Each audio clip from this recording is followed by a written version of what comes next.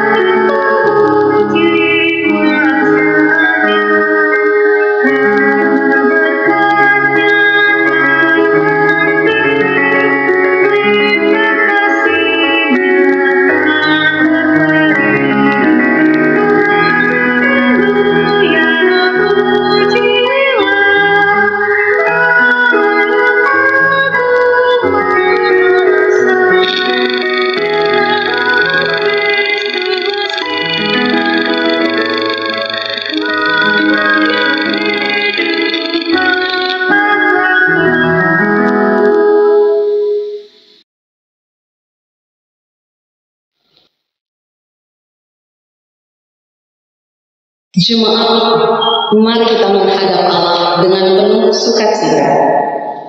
Pertolongan kita adalah dalam nama Tuhan yang menjadikan langit dan bumi.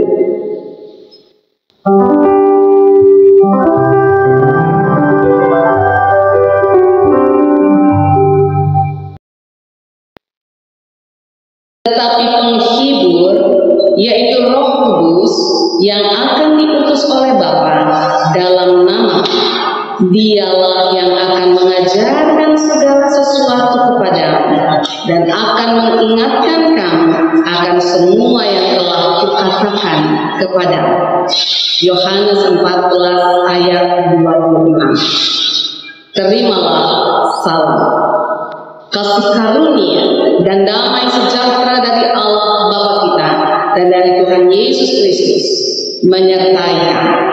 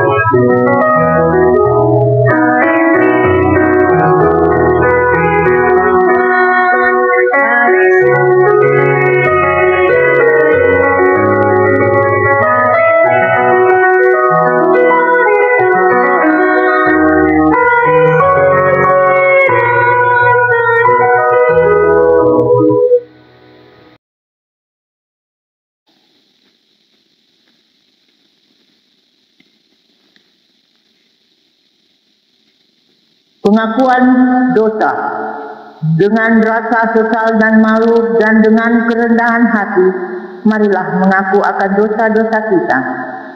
Kasihanilah kami ya Allah menurut kasih setiamu, hapuskanlah pelanggaran kami menurut rahmat-Mu yang besar. Bersihkanlah kami seluruhnya dari kesalahan kami, dan tahirkanlah kami dari dosa kami. Sebab kami sendiri sadar akan pelanggaran kami, dan senantiasa bergumul dengan dosa kami. Jadikanlah hati kami tahir ya Allah, dan baharilah batin kami dengan roh yang teguh. Janganlah membuang kami dari hadapan-Mu, dan janganlah mengambil roh-Mu yang kudus daripada kami. Bangkitkanlah kembali pada kami kegirangan karena selamat yang daripada-Mu, dan lengkapilah kami dengan roh kerelaan. Kami mengaku dan memohon kepada-Mu.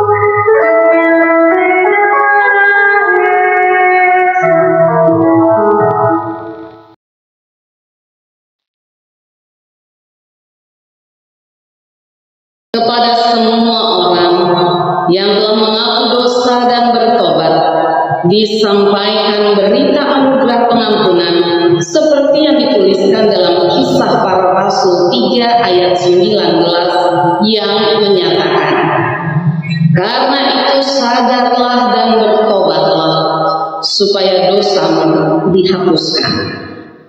Berdasarkan firman Tuhan ini, selaku hamba Yesus Kristus, kembali kami memberitakan bahwa pengampunan dosa telah berlaku dalam nama Bapa dan Anak dan Roh Kudus.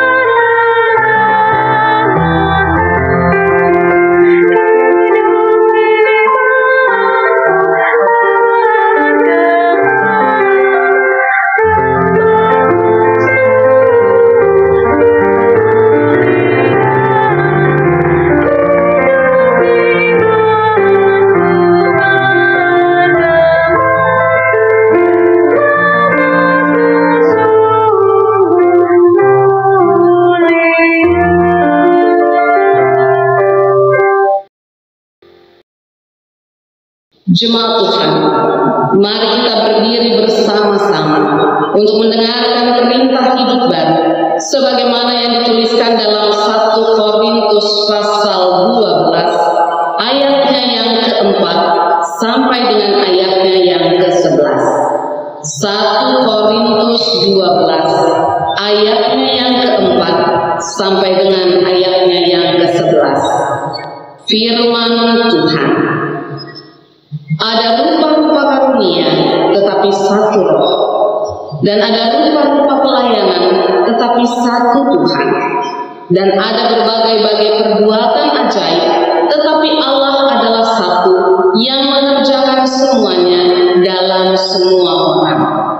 Tetapi kepada tiap-tiap orang dikaruniakan penyataan roh untuk kepentingan bersama. Sebab kepada yang seorang roh memberikan karunia untuk berkata-kata dengan hikmat, dan kepada yang lain roh yang sama memberikan karunia berkata-kata dengan pengetahuan. Kepada yang seorang roh yang sama memberikan iman, dan kepada yang lain Ia memberikan karunia untuk menyembuhkan.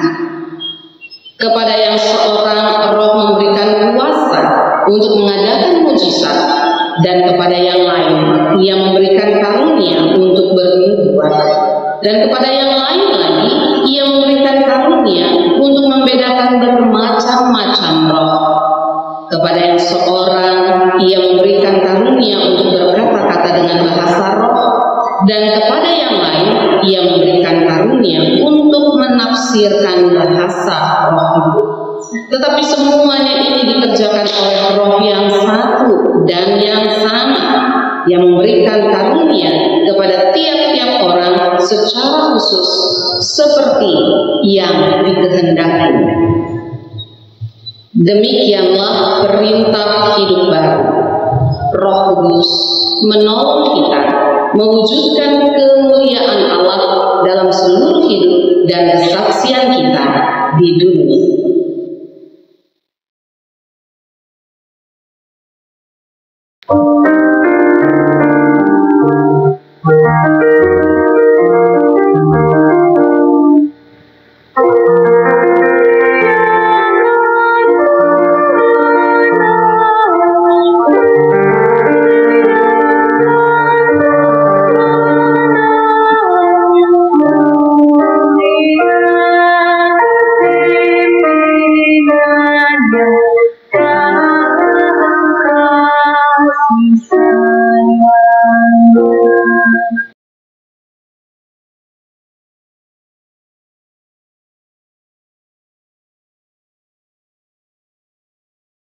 Jemaat Tuhan, kita akan bersama-sama mempersiapkan diri untuk menerima akan sabda Tuhan. Mari kita berdoa, kita mohon bimbingan Roh Kudus. Ya Tuhan, curahkanlah Roh Kudus-Mu menjamah dan mengurapi setiap kami dengan pendengaran, pikiran, dan hati kami, agar firman-Mu yang kami dengar melalui bacaan dan pemberitaan Alkitab pada pagi hari ini dapat kami pahami dan kami dapat melakukannya dengan tuntunan kuasa Roh Kudus-Mu dalam hidup kami hari lepas hari. Amin. Jemaat Tuhan, mari kita berdiri untuk mendengarkan firman Tuhan. Haleluya.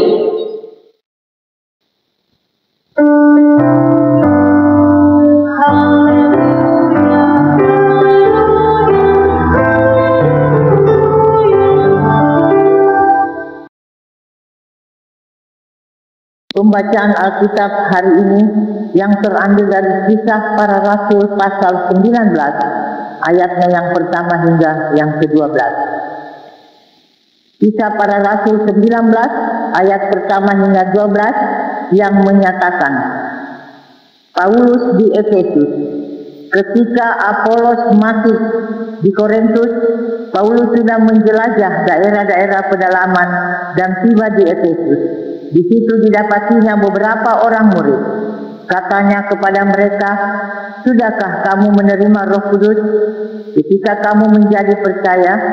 Akan tetapi mereka menjawab dia, belum, bahkan kami belum pernah mendengar bahwa ada Roh Kudus. Lalu kata Paulus kepada mereka, kalau begitu, dengan baptisan manakah kamu telah dibaptis?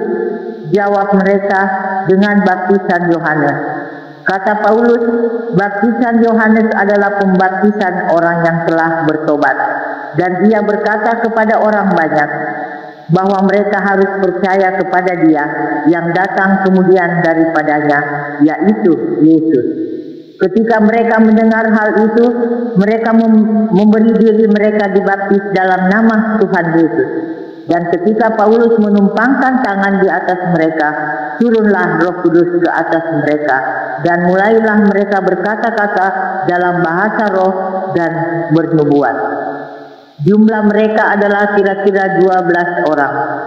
Selama 3 bulan Paulus mengunjungi rumah ibadat di situ dan mengajar dengan berani. Oleh pemberitaannya ia berusaha meyakinkan mereka tentang kerajaan Allah. Tetapi ada beberapa orang yang tegar hatinya. Mereka tidak mau diyakinkan, malahan mengumpat jalan Tuhan di depan orang banyak. Karena itu, Paulus meninggalkan mereka dan memisahkan murid-muridnya dari mereka, dan setiap hari berbicara di ruang kuliah Tirannus. Hal ini dilakukannya 2 tahun lamanya, sehingga semua penduduk Asia mendengar firman Tuhan, baik orang Yahudi maupun orang Yunani. Oleh Paulus, Allah mengadakan mujizat-mujizat yang luar biasa. Bahkan orang yang membawa sapu tangan atau kain yang pernah dipakai oleh Paulus dan meletakkannya atas orang-orang sakit, maka lenyaplah penyakit mereka dan keluarlah roh-roh jahat. Demikianlah firman Tuhan.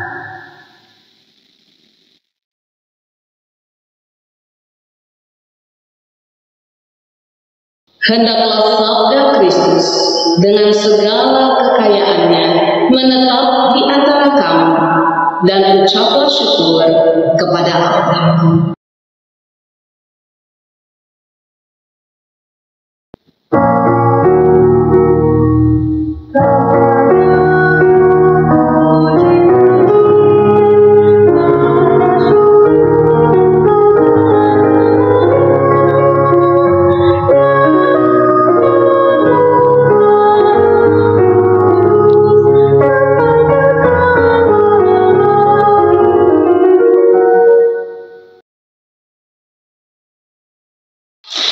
Jemaat yang dikasihi oleh Tuhan Yesus Kristus, kita sudah memasuki bulan yang baru, bulan yang ketiga sebelum berakhirnya tahun 2020 ini, bulan Oktober. Dan di dalam pelayanan firman Tuhan hari ini, dan di saat kita mendengarkan dan merenungkan kebenaran firman-Nya, kita diantar oleh satu judul, kegigihan dan ketekunan dalam melayani. Kegigihan dan ketekunan dalam melayani. Jemaat yang dikasihi oleh Tuhan Yesus, kalau kita baca firman Tuhan di hari ini, di pagi ini, ketika kita baca ayat yang pertama, di sana dikatakan, ketika Apolos masih di Korintus, Paulus sudah menjelajah daerah-daerah pedalaman dan tiba di Efesus. Di situ didapatinya beberapa orang murid. Membaca ayat pertama dari pasal 19 ini, kita diingatkan persamaan antara Paulus pada waktu itu di sana dengan para pendeta GPIB, khususnya yang tempo dulu. Pelayanan ke daerah-daerah pedalaman, merintis pos-pos pelgas ke pelosok negeri tercinta Indonesia. Mereka harus berjalan kaki, perjalanan yang berhari-hari.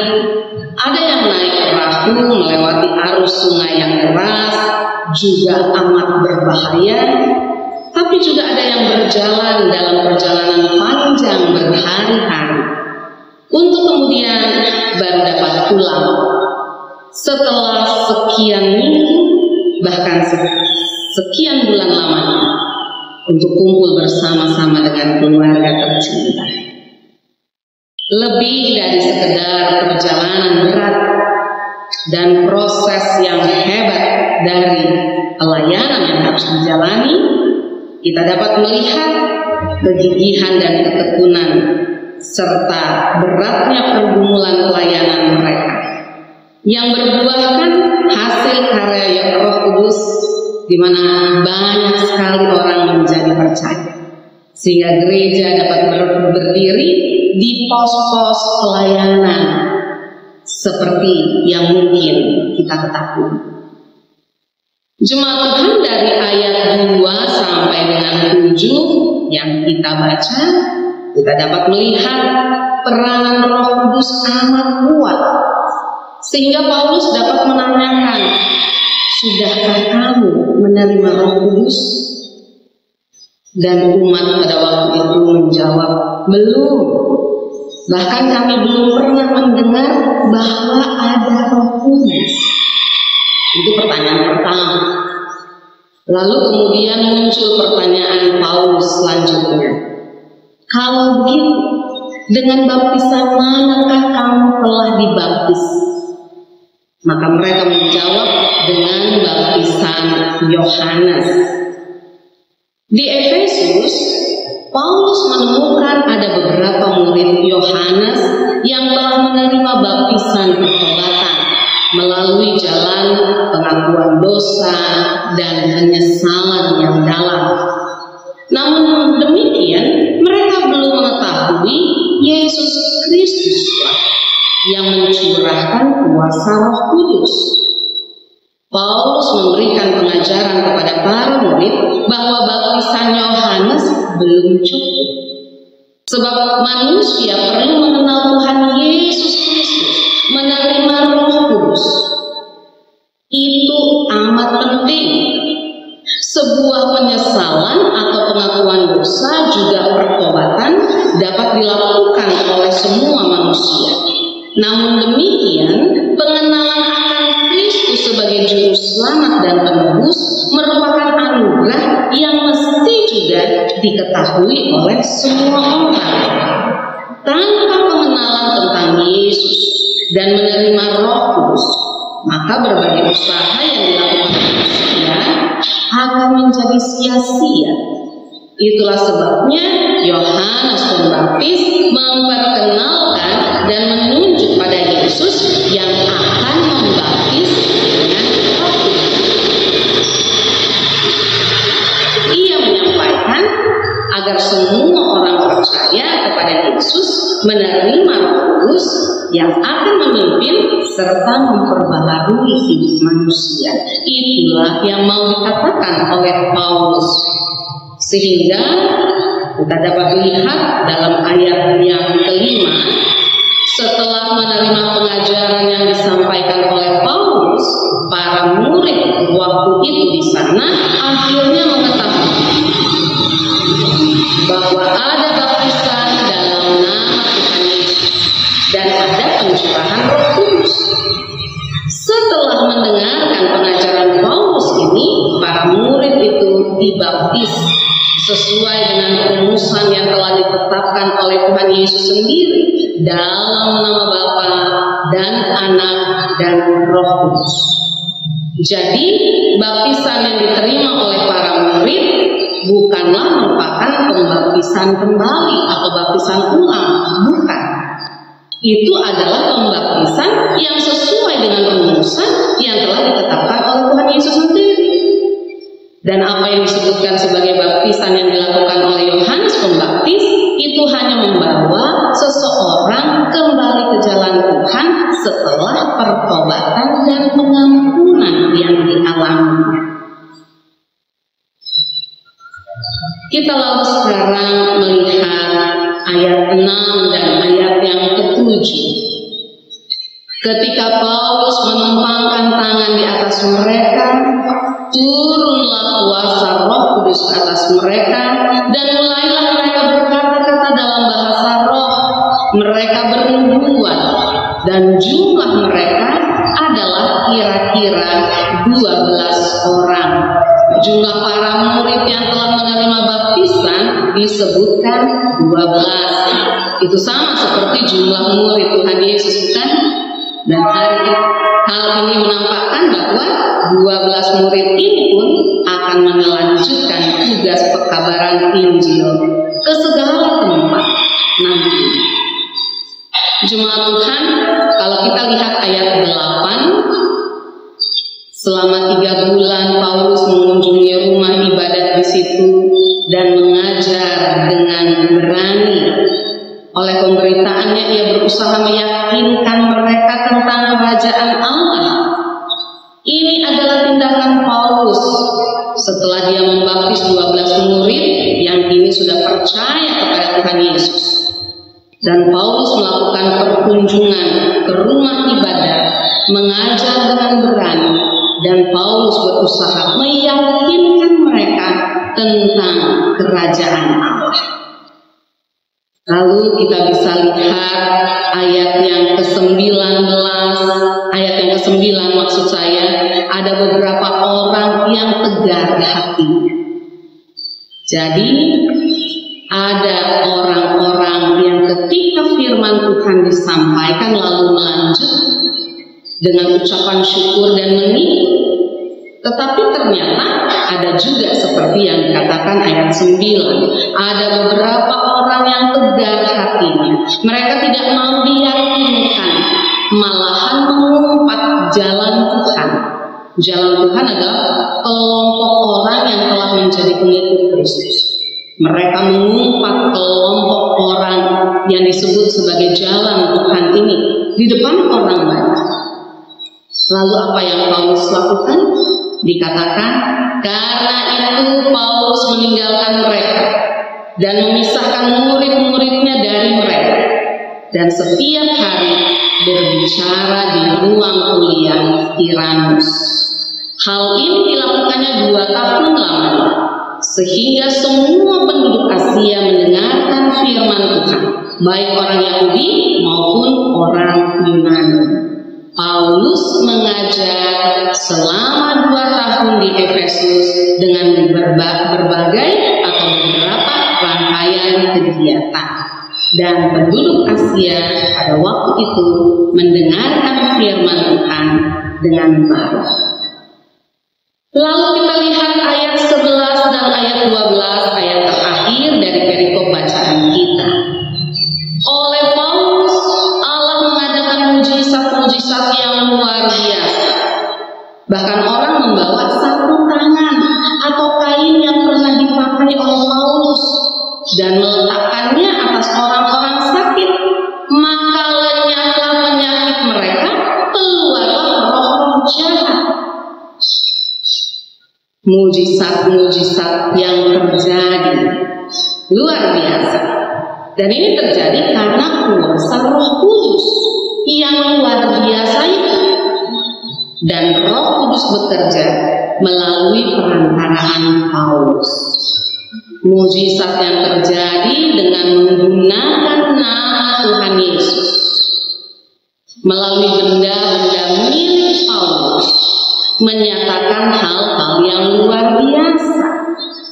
Ayat bacaan kita ayat 11 dan 12 mau menyatakan bahwa betapa dahsyatnya kuasa Roh Kudus yang bekerja di dalam diri seseorang, bekerja di dalam diri beberapa orang seperti para murid yang juga melakukan tindakan mujizat menggunakan nama Yesus, dan benda-benda alat-alat yang mereka pakai seperti yang dipakai oleh Paulus diberkati oleh Tuhan. Jemaat, ini yang menjadi berkat bagi kita di dalam masa raya minggu ke-18 sesudah Pentakosta. Kegigihan dan ketekunan dalam melayani di tengah-tengah hambaan dapat kita lihat dalam peristiwa pelayanan Rasul Paulus. Lalu apa artinya ini untuk kehidupan kita? Ada banyak hal, tapi seperti biasanya kita akan lihat 3 hal saja dari beberapa hal yang dapat kita sama-sama renungkan melalui kebenaran firman Tuhan.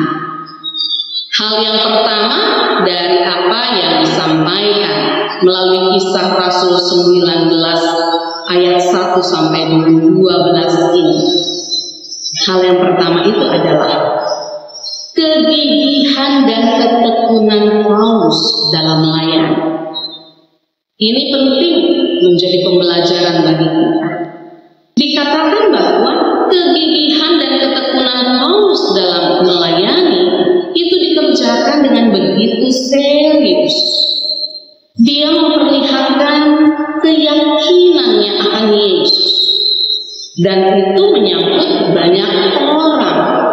yang menurut dia harus menerima keselamatan di dalam nama Tuhan Yesus Kristus. Kegigihan dan ketekunan Paulus ini menjadi pendorong yang menjadi penyemangat, memotivasi orang untuk belajar, bangkit dari keterpurukan. Tantangan yang dihadapi Paulus tidak melemahkan semangatnya untuk dia terus memberitakan Injil, meskipun dia tahu, dia rasa, dia alami bahwa dia dibenci. Dia harus berhadapan dengan berbagai kesulitan, tapi dia tidak mundur. Dia maju, pantang, mundur. Dan kalau itu Paulus, maka pembelajarannya untuk kita saat ini harusnya kita demikian juga. Pembelajaran pertama yang kita dapatkan adalah gigih, terus bertahan, dan terus menerus tekun sebagai orang yang percaya kepada Yesus, dengan pergi belajar dan siap mengajar. Itu hal yang pertama. Jemaat yang dikasihi oleh Tuhan Yesus, kini kita masuk dalam pembelajaran yang kedua.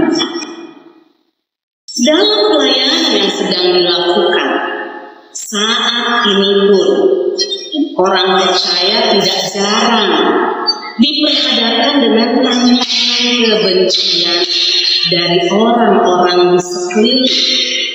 Tidak bisa disangkal bahwa kebencian itu disebabkan oleh macam-macam hal. Kebencian yang diperlihatkan oleh orang-orang di sekeliling Paulus disebabkan oleh mereka tidak bersedia mendengarkan pengajarannya tentang Yesus. Lalu bagaimana Paulus menghadapi kebencian yang diperlihatkan kepada dirinya? Dia pergi, dia mengajar di tempat lain. Mengapa? Karena Paulus tidak mau menyia-nyiakan waktu pengajaran, lalu bahan pengajaran yang hendak dia sampaikan. Dia mengambil tempat yang jauh untuk dia dapat mengajar di sebuah tempat kuliah, yaitu Tiranus, supaya dia dapat terus melangkah. Dan ternyata tempat seperti ini, tempat atau ruang kuliah yang didatangi oleh orang-orang yang ingin belajar tentang kerajaan Allah, dan tempat ini amat cocok untuk dia melayani dan dia mengajarkan hal-hal tentang Kristus Yesus.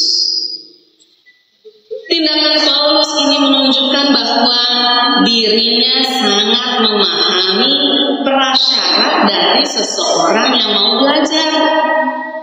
Dia tidak perlu bersusah-susah mengajar orang kalau orang itu menolak pengajarannya, apalagi sangat membencinya. Paulus beralih ke tempat lain, bukan untuk mengundurkan diri lalu selesai, tidak ada lagi pengajaran. Tidak. Paulus beralih ke tempat lain yang bernama Tiranus untuk terus belajar dan membelajarkan orang lain. Dia berdiskusi dengan banyak orang dan mereka saling menerima dan memberi tentang pekerjaan kerajaan Allah yang ada pada waktu itu, sehingga mereka belajar bersama tentang kerajaan Allah. Nah, bagaimana dengan saudara? Juga untuk saya, tidak usah kaget. Tidak usah kaget dalam soal hal seperti ini, bahwa banyak orang tidak bersedia mendengarkan pengajaran kita. Tidak usah kaget, tapi juga jangan mundur. Teruslah seperti Rasul Paulus yang terus rindu, terus rajin ikut ambil bagian untuk belajar dan mengajar.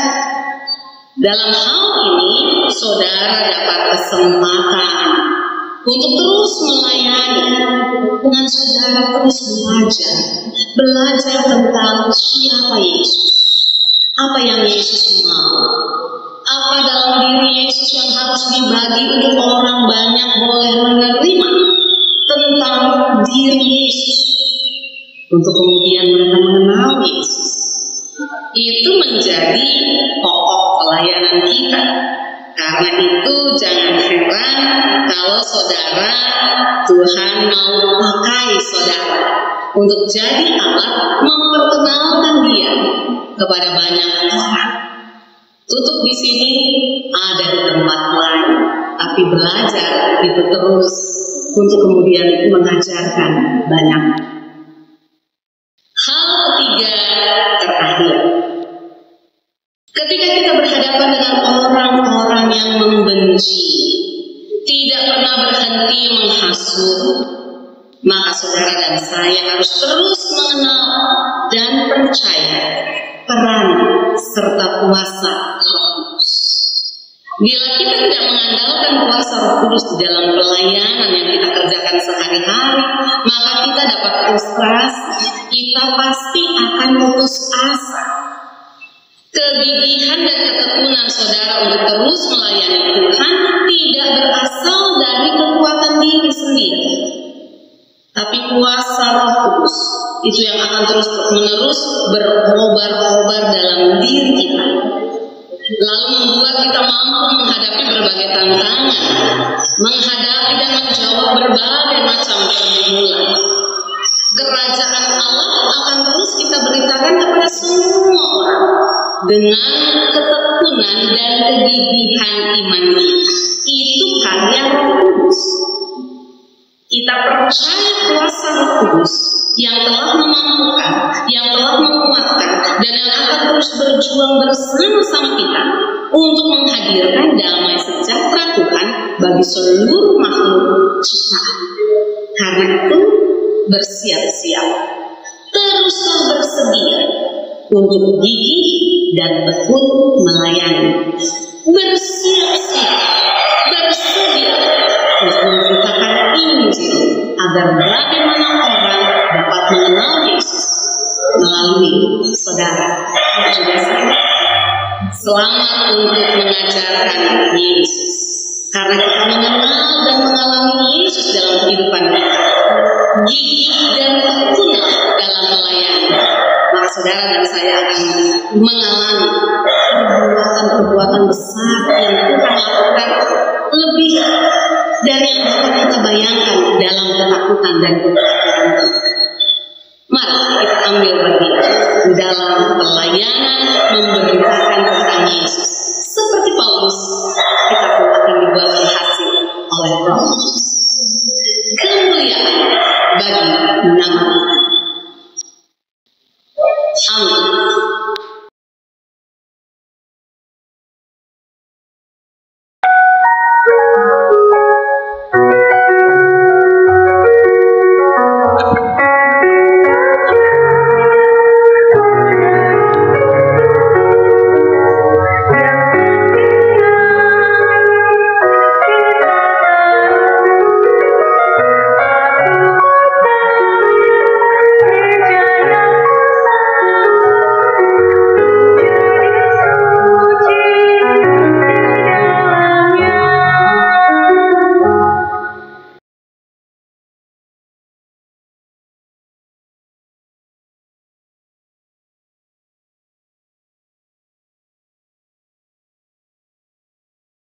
Jemaat yang dikasihi oleh Tuhan Yesus,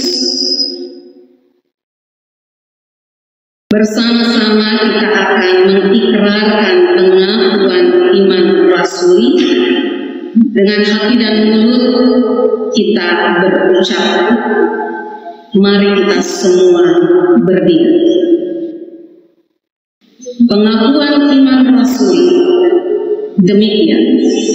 Aku percaya kepada Allah, Bapa yang Maha Kuasa, Khalik langit dan bumi, dan kepada Yesus Kristus, Anaknya yang tunggal Tuhan kita, yang dikandung daripada Roh Kudus, lahir dari anak darah Maria, yang menderita di bawah pemerintahan Pontius Pilatus, disalibkan, mati dan dikuburkan, turun ke dalam kerajaan maut.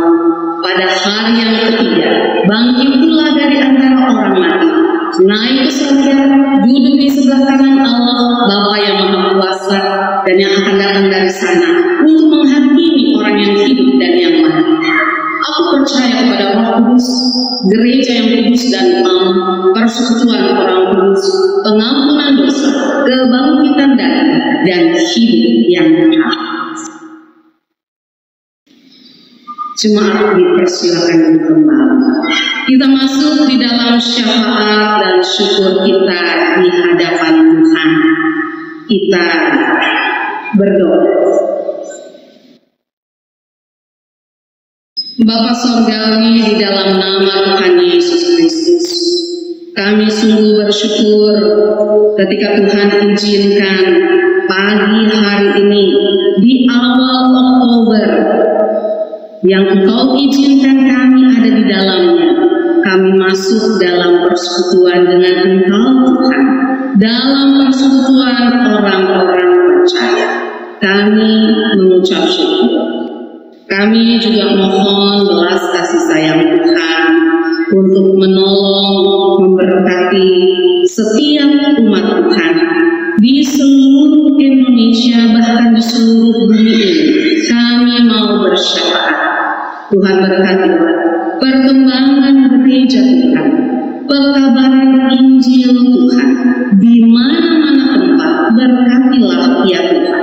Beri kekuatan, beri keberanian, beri ucapan syukur di dalam diri setiap pemberita firman, di dalam diri seluruh gereja, supaya sama seperti Rasul Paulus, kami tetap gigih, penuh sukacita, tidak menyerah untuk memberitakan siapa Yesus yang amat mengasihi kami, juga amat mengasihi mereka. Kami bersyukur selaku warga GPIB, kami mau berdoa untuk sinode, untuk mupel-mupel, untuk jemaat-jemaat Tuhan. Biar Tuhan berkati seluruh pergumulan pelayanan GPIB secara sinodal, juga dalam kebersamaan mupel, juga untuk tiap-tiap jemaat. Tuhan terima kasih kalau kami selaku jemaat Pamase di ujung pandang. Biar Tuhan berkenan memberkati baik presbiter yang ada di dalamnya, pengurus dan pelayan pelengkap, komisi-komisi, BPPJ, serta panitia pembangunan yang sedang melaksanakan tugas. Biarlah pelayanan kami boleh berkenan di hadapan-Mu. Tuhan, kami mau berdoa, biarlah Tuhan yang juga akan menolong ketika panitia pembangunan hari ini akan melaksanakan peletakan batu pertama. Biar Tuhan berkenan memberkati supaya rangkaian perjalanan pembangunan yang sudah dimulai ini akan terus berjalan sampai akhirnya selesai, dan semua kami mempermuliakan nama Tuhan. Kami juga mau berdoa untuk seluruh warga jemaat. Kiranya Tuhan akan memberkati dalam setiap pekerjaan, dalam setiap usaha mereka. Biar mereka selalu berharap berkat yang datangnya daripada-Mu. Sehingga dengan rasa takut akan Tuhan, mereka akan tetap bersyukur betapa baiknya Engkau Tuhan di dalam setiap usaha dan kerja mereka yang diberkati oleh-Mu. Kami mau berdoa untuk opa-oma lanjut usia yang ada di jemaat ini. Kuatkan, sehatkan mereka, biar mereka tetap mengucap syukur kepada-Mu di dalam usia lanjut yang mereka terima daripada-Mu. Kami mau berdoa untuk warga jemaat yang sakit, yang lemah tubuh. Tuhan akan tolong mereka supaya mereka tahu bahwa ada Tuhan Yesus yang menjadi penolong mereka satu-satunya, tabib agung untuk mereka. Sehingga mereka yang sakit dengan penuh sukacita berharap daripada-Mu, berharap kepada-Mu, dan menerima akan berkat kesembuhan yang Engkau anugerahkan. Kami mau berdoa untuk semua yang berhari ulang tahun kelahiran, berhari ulang tahun perkawinan. Berkati mereka supaya mereka terus dapat bersyukur kepada Engkau Tuhan di dalam hari hidup, baik dalam perkawinan maupun dalam hidup pribadi yang Engkau anugerahkan melalui ulang tahun yang Engkau berikan. Kami mau berdoa biar Tuhan akan menolong untuk keluarga-keluarga, baik keluarga Ursuli, keluarga Erik Kapontos, keluarga Martin Runtukuli, dan keluarga John Martin. Biar Tuhan akan memberkati mereka sehingga mereka dapat melaksanakan semua tugas tanggung jawab dengan segala baik. Apa yang menjadi pergumulan mereka, apa yang menjadi kesulitan mereka, biar mereka datang kepadamu memohonkan belas kasih sayang, dan Engkau dapat melihat mujizat berlaku atas mereka. Karena Tuhan, Engkau yang diharap-harapkan, hanya kepadamu mereka berlari, mereka mengadu, dan mereka mendapatkan jawaban atas semua yang mereka sampaikan kepadamu. Bahkan lebih besar, lebih hebat dari yang dapat mereka sampaikan. Dan pada akhirnya kami mau berdoa biar Tuhan menolong ketika minggu depan akan terjadi sakramen perjamuan kudus. Biarlah pelaksanaan sakramen perjamuan kudus dapat dilakukan hanya untuk mempermuliakan nama, menyenangkan hatimu, dan segala yang dilakukan untuk pelaksanaan pelayanan kami juga mohon berkat Tuhan ada di dalamnya. Ini syukur hati kami, ini syafaat kami yang jauh dari sempurna. Ada banyak hal yang tidak dapat kami sampaikan, namun kami sungguh bersyukur kami punya Tuhan Yesus yang sudah tahu, yang mau dan mampu melakukan lebih dari yang dapat kami sampaikan. Mari Tuhan, sempurnakanlah doa ini dengan doa yang telah Engkau ajarkan kepada kami.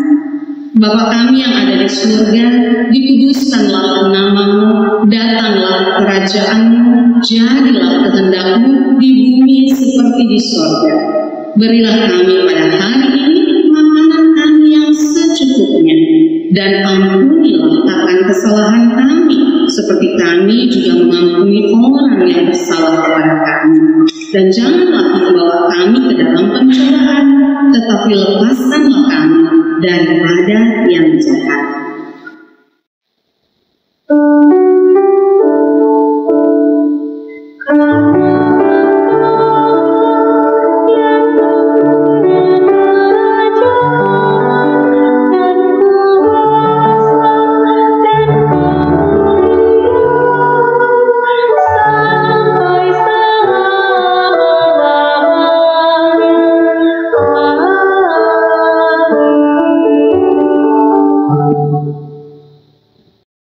Jemaat yang dikasihi Tuhan, tiba saatnya kita dalam pengucapan syukur. Marilah kita memberikan persembahan syukur kita kepada Allah sambil mengingat pesan Alkitab dari 2 Korintus pasal 9 ayat 7 yang menyatakan, hendaklah masing-masing memberikan menurut kerelaan hatinya, jangan dengan sedih hati atau karena paksaan, sebab Allah mengasihi orang yang memberi dengan sukacita. Tuhan memberkati saudara dan persembahan saudara. Untuk itu kita menyanyi dari Kidung Jemaat 288 ayat 1 dan 2. Mari puji Raja Sorga.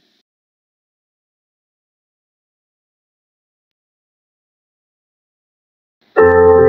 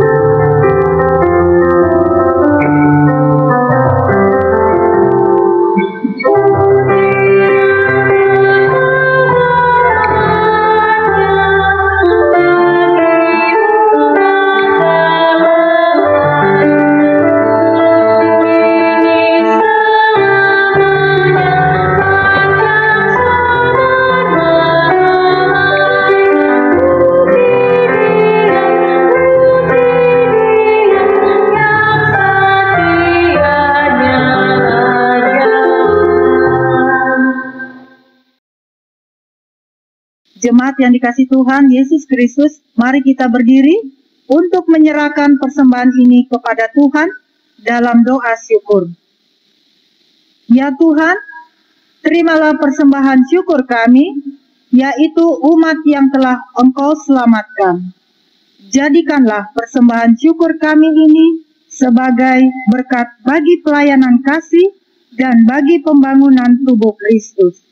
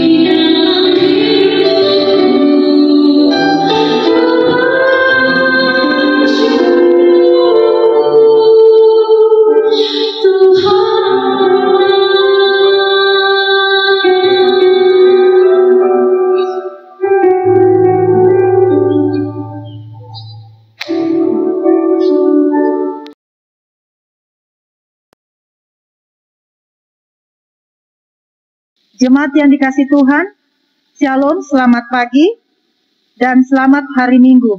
Kami atas nama presbiter yang bertugas pada pagi hari ini, mengucapkan terima kasih kepada Pendeta Ibu Paskaina Risteru Suripati, multimedia, organis, dan kantoria.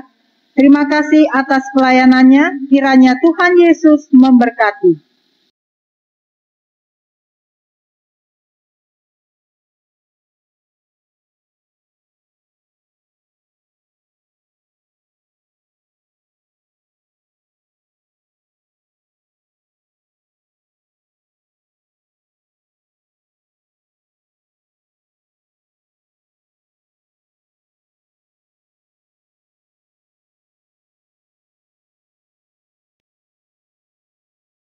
Jemaat Tuhan, mari kita semua berdiri.